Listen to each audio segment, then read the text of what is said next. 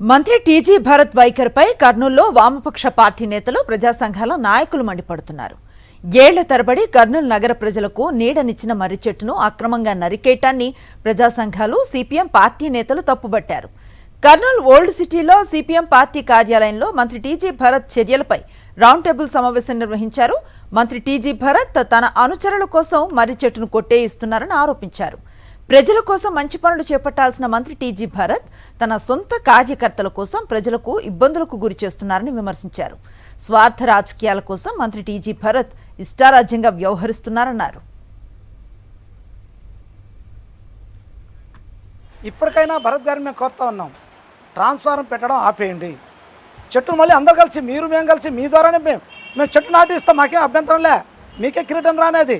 ఇక్కడ ఉన్నటువంటి ఇండియా కూటమి పార్టీలన్నీ కలిసి మీ ద్వారానే చెట్టు నాటిస్తాం. మహానుభావ నీకే మంచి పేరు అని, మాకేం పేరు అవసరంలే.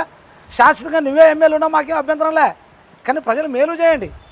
ప్రజలు మేలు చేయకుండా నా ఇష్టానుసారం అంటే మీ ఎవరు జాగీర్ కాదు. ఇది కర్నూలు నగరం, కర్నూలు ప్రజలది, కర్నూలు ప్రజలు సేవ చేసేవాళ్ళది. కాబట్టి ఇప్పటికైనా ఇట్లాంటి కుతంత్రాలు, ఇట్లాంటి దుర్మార్గాలు మానుకోవాలని చెప్పేసి ప్రధానంగా భరత్ గారిని కోరుతా ఉన్నాం. మరిన్ని అప్డేట్స్ కోసం ఛానల్ ను సబ్స్క్రైబ్ చేయండి. నోటిఫికేషన్స్ కోసం బెల్ ఐకాన్ పై క్లిక్ చేయండి.